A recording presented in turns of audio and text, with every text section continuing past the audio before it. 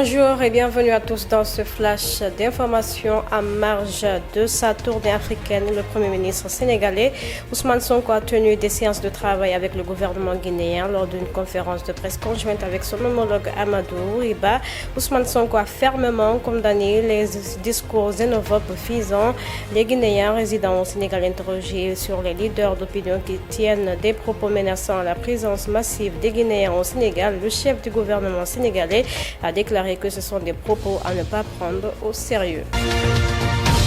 Lors de sa visite en Côte d'Ivoire, le Premier ministre sénégalais Ousmane Sonko a suscité la surprise à Abidjan en rendant visite non protocolaire à l'ancien président Laurent Gbagbo. Cette initiative prise par son propre chef et absente du programme officiel a provoqué la colère du président ivoirien Alassane Dramane Ouattara. Selon le quotidien, la même source avance que le chef de l'État ivoirien a vivement reproché à ses services ce manquement. L'entreprise australienne Woodside Energy du champ pétrolier gazier de Sangomar au Sénégal a déposé une plainte auprès du Centre international pour le regroupement des différends relatifs aux investissements de la Banque mondiale. La plainte enregistrée le 30 mai vise le ministère sénégalais du pétrole et de l'énergie. Le document ne fournit pas de détails supplémentaires concernant la nature du litige.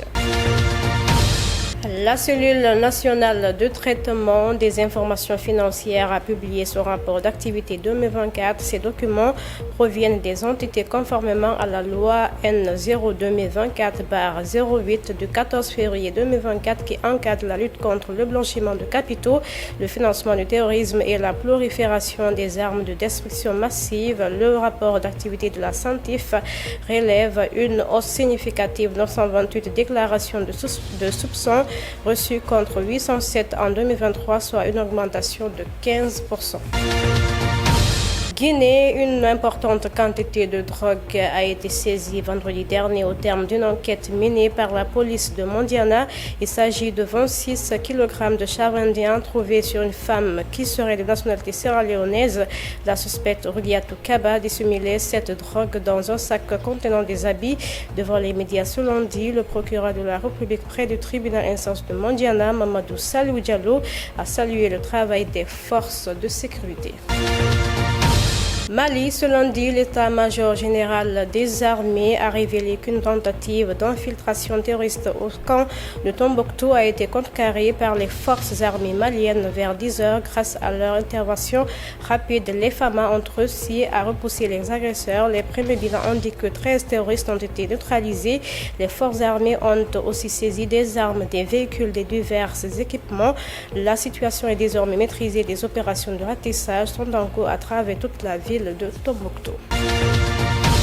Actualité internationale, Donald Trump reste prêt à se rendre en Turquie pour une rencontre avec l'Ukrainien Volodymyr Zelensky et le Russe Vladimir Poutine, a dit lundi sa porte-parole Caroline. Donald Trump veut que ces deux dirigeants et les deux parties viennent ensemble autour de la table des négociations, a-t-elle dit à la presse. Erdogan a de nouveau proposé un sommet de cette nature à l'issue d'une réunion entre délégations russes et ukrainiennes lundi à Istanbul. Ainsi prend fin ce flash d'information. Merci à tous de l'avoir suivi. À demain.